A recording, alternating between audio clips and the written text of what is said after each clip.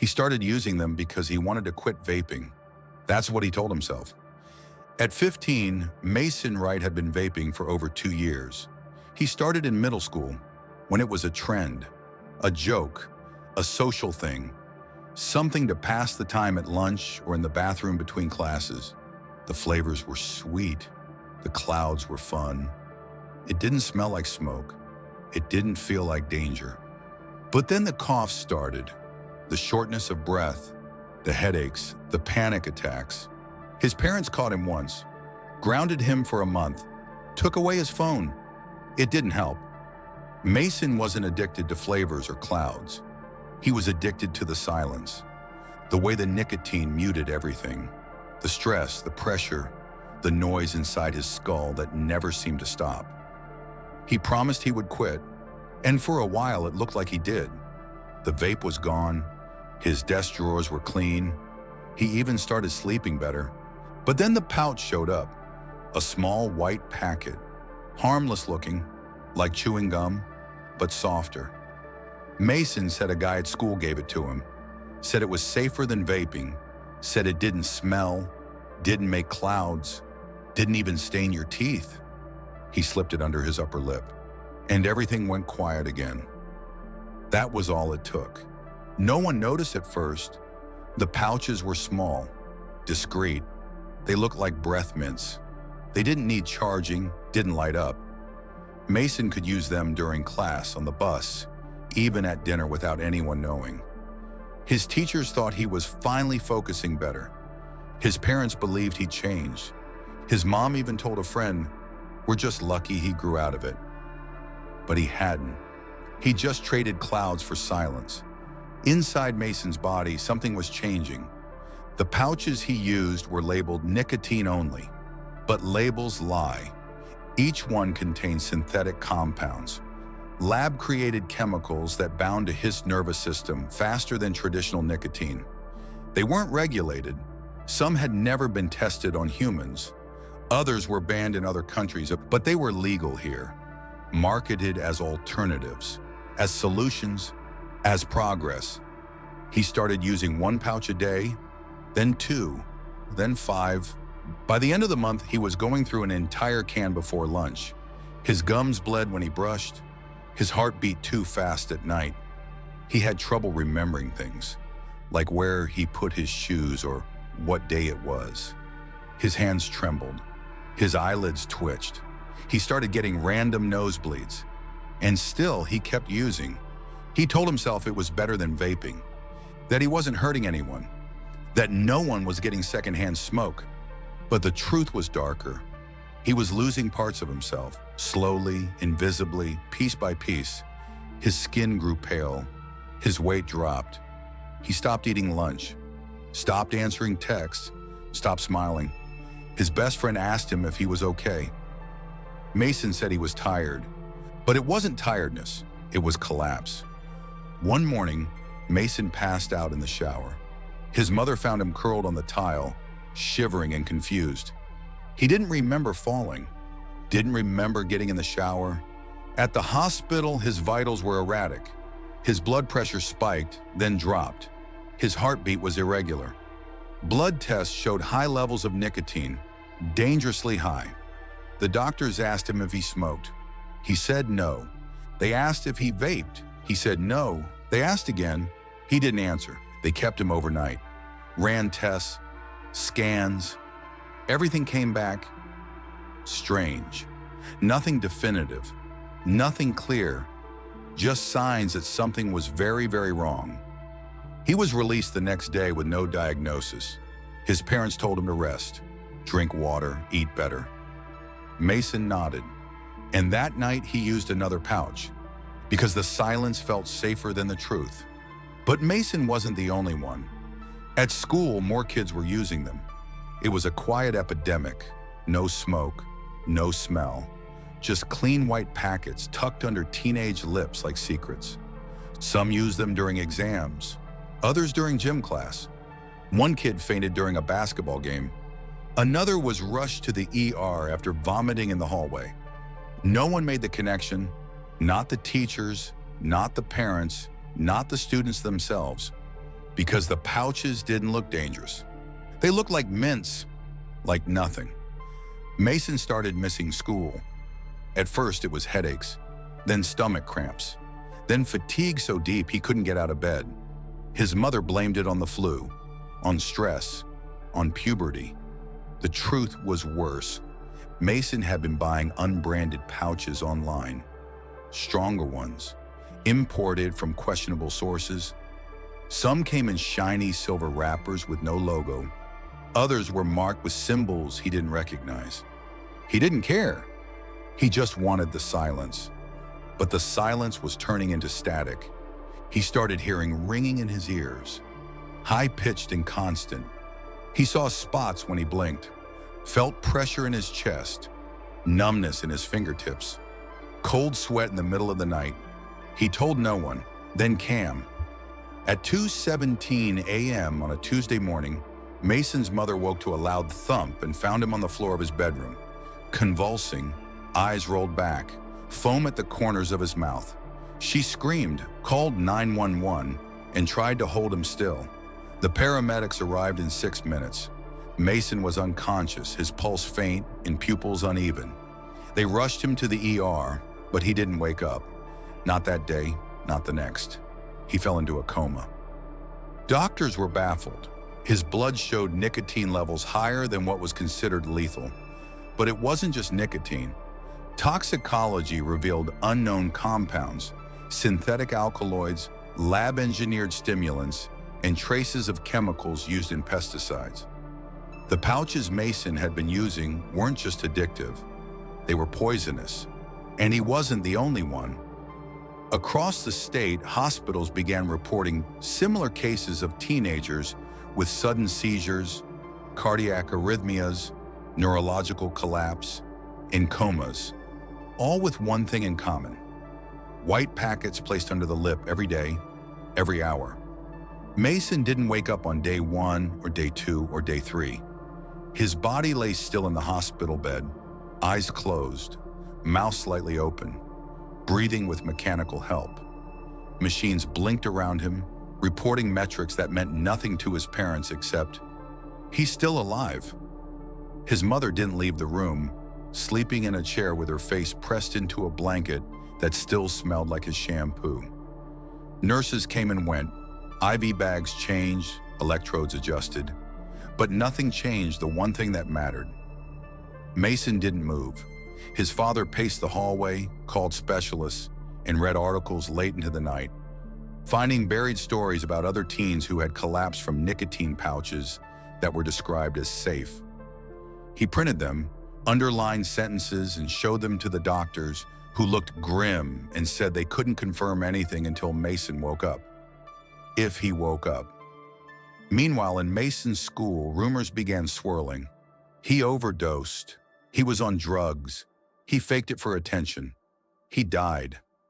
Teachers tried to calm the students, and the principal made a vague announcement about a medical emergency while asking for privacy. Yet the students weren't fooled. They knew Mason had quit vaping and had switched to those pouches that most of them used too. They told themselves the same lie Mason once did. They're not dangerous, unaware that some of the pouches in circulation were not what they seemed. Back at the hospital, toxicology labs struggled to name what was in Mason's blood. They identified a few substances: synthetic nicotine, benzoic acid, additives commonly found in energy drinks. But one compound stood out: a designer stimulant never approved for human use, known only by a lab code and a chemical signature from research trials, once used in animal testing, where subjects suffered cardiac failure within days. Now it was in a 15-year-old's bloodstream. Mason's mother, while showering at home, searched his room for clues and found over 20 empty tins tucked behind a drawer panel. Some were labeled, some blank, and some scrawled on with pen. When she opened one, the scent hit her immediately. Something artificial like burnt chemicals and fruit perfume, not tobacco or mint. She brought them to the hospital, where the doctor sent them to a forensic lab. The results would take 2 weeks. Mason didn't have 2 weeks. On day 6, his heart rate dropped, monitors screamed, and a team of nurses rushed in with a defibrillator, shocking his body back into motion for 5 full minutes while his parents stood in the hallway, listening to the frantic sounds. He stabilized, but the doctors warned, "If there's brain damage, we won't know until he wakes up." To which his mother pleaded, "Will he wake up?" with no answer forthcoming. Across town, another teen collapsed in the school cafeteria. A bright, athletic 14-year-old cheer captain who had been using the same pouches for concentration and weight loss. She passed out mid-sentence, hit her head, and seized on the floor. Paramedics arrived within minutes to find the same symptoms, blood readings, and mystery compound. This time the school couldn't stay silent. Parents were notified, assemblies held, and a crisis line opened, but it was too late. A young, tenacious journalist from an independent news site had been following a subreddit where teens anonymously discussed their addictions, and Mason's name, along with others, had surfaced. Initially, his family refused to speak out, but after more collapses, they agreed, and the story ran under the headline, "The Hidden Death Under Your Teen's Lip, the nicotine crisis no one's talking about." It spread rapidly.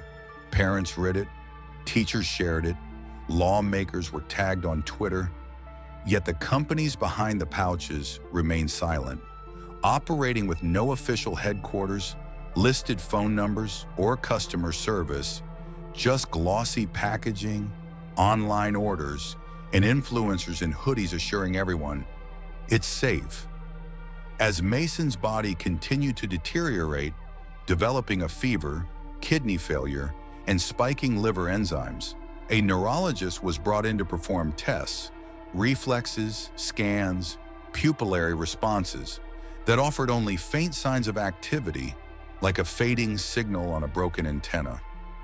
On day 11, Mason moved his finger once, perhaps involuntary, a nerve twitch or a final reflex, but it never happened again.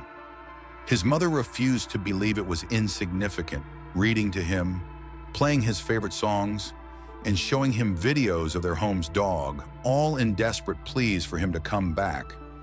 Forensic lab tests finally revealed that the pouches contained 3 undocumented chemicals, analogs of synthetic nicotine with side effects including neurological suppression, cardiac inflammation, and blood vessel constriction. They weren't designed for human consumption, but were poison. A class action lawsuit formed, Congress scheduled an emergency hearing, and several retailers pulled the pouches from shelves. Yet enforcement was slow, the loopholes deep, and the supply lines ran across borders.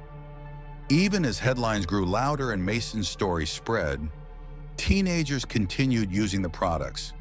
Addiction driven by a need for escape and control over chaos, just as it had been for Mason. On day 13, Mason's EEG showed minimal brain activity, prompting a family meeting in a quiet, too-still hospital room where the inevitable words were spoken: persistent vegetative state, low recovery probability, decision time. His parents cried, argued, and sat in silent grief, holding hands with every hope already eroded. Doctors gave them time to pray, to hope, to let go, but no amount of time was enough to mend the inevitable loss. Outside, the story reached national news with morning shows picking it up, experts debating on air, some dismissing the threat as mere hysteria or user error.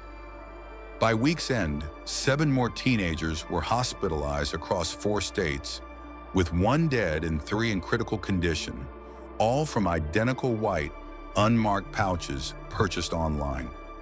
In schools, empty desks, recovering patients, and even a freshman caught selling pouches from his locker testified to the crisis. Teachers held emergency assemblies, and parents demanded answers. But there was no law against selling something labeled nicotine-free, no FDA label to revoke, and no company to sue. only damage spreading like a quiet fire. Mason's mother couldn't sleep as she watched her son's chest rise and fall with mechanical rhythm. Each beep of the monitor a countdown to an uncertain end.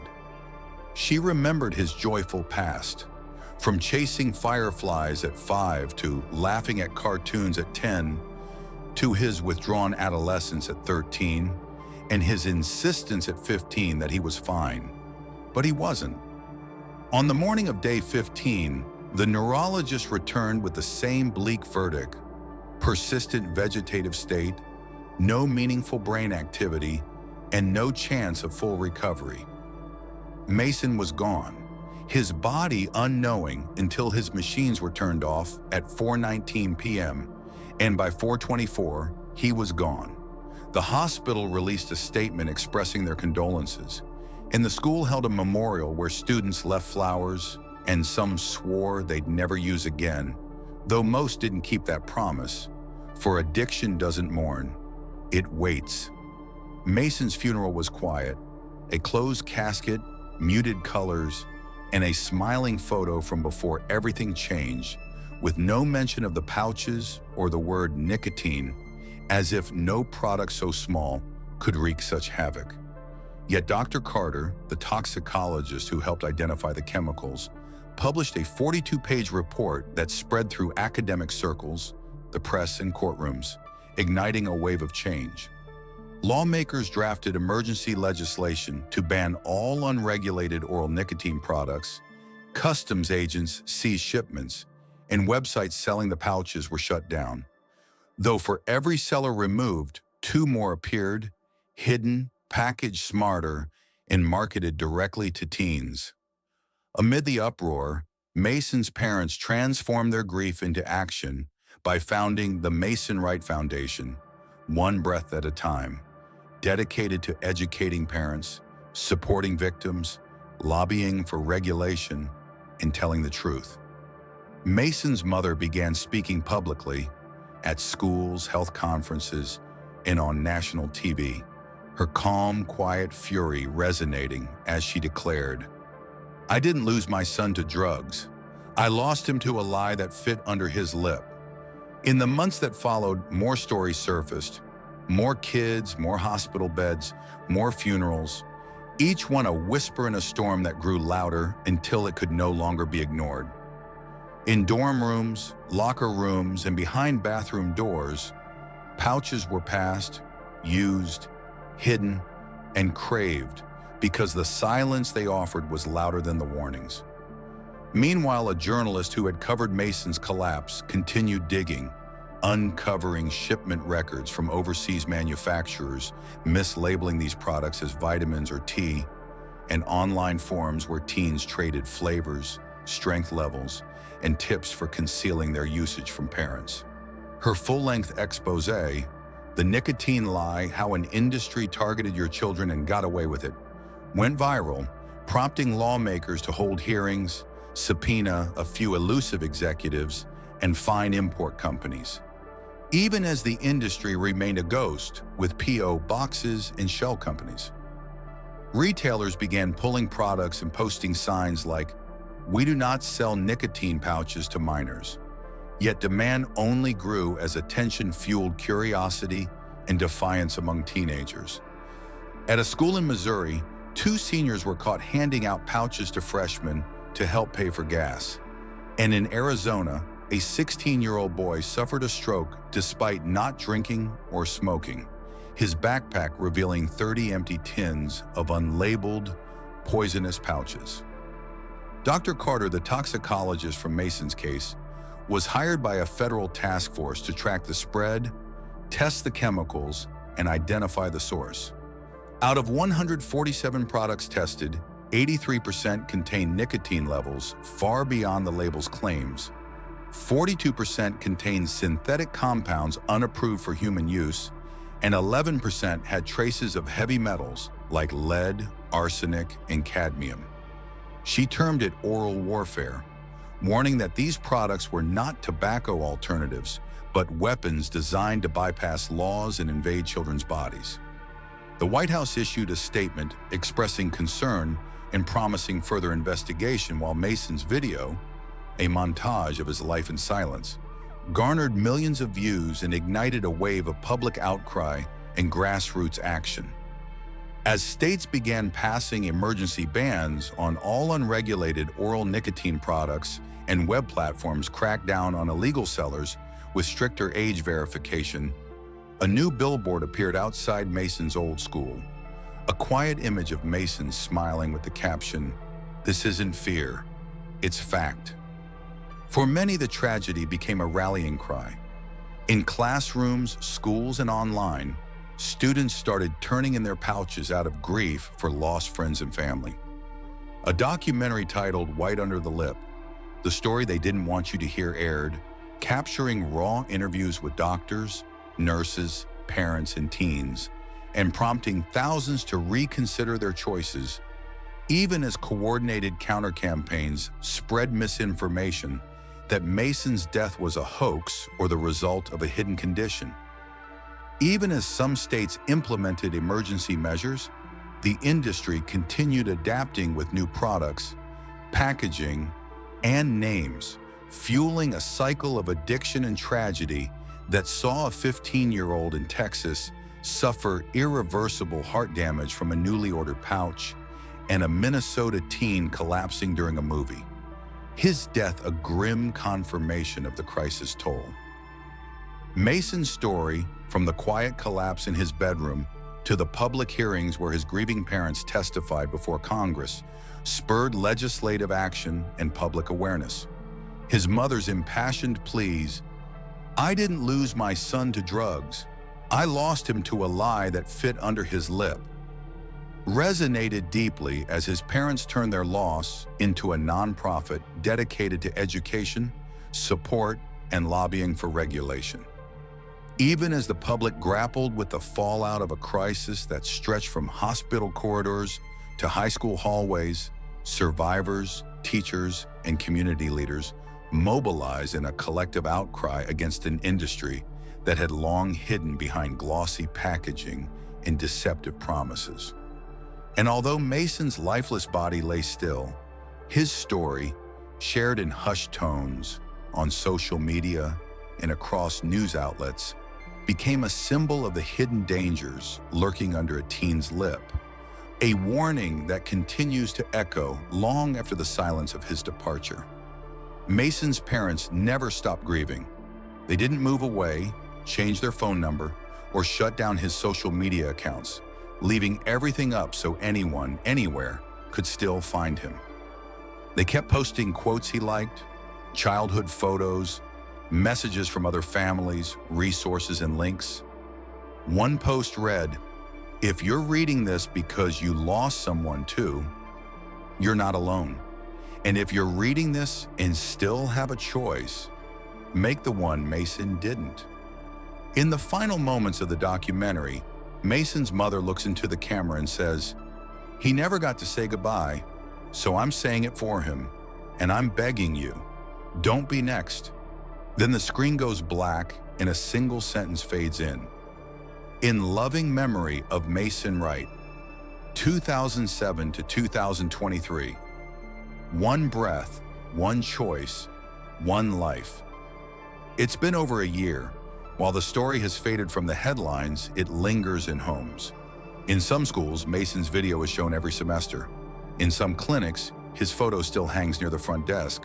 And in quiet moments, on buses, in bathrooms, between classes, a teenager still reaches for a pouch and stops, if only for a second, a moment that might be enough. This isn't just a cautionary tale. It's a warning carved into memory, a reminder that not all weapons look like guns, that danger can be soft, tasteless, wrapped in foil, marketed as freedom, hidden in a pocket, and placed under the lip. If you're listening and still think it can't happen to you, that it's just a trend, that it's safer than smoking, that you're too young to die, remember Mason. He thought he was in control, that it helped him, that it was harmless, and yet he never woke up. Not metaphorically, not dramatically, literally. His lungs shut down, his brain dimmed, and everything he could have been was gone. You still have a choice. One breath, one heartbeat, one pouch. That's all it takes. So ask yourself, is it worth it? Because for Mason Wright, it wasn't.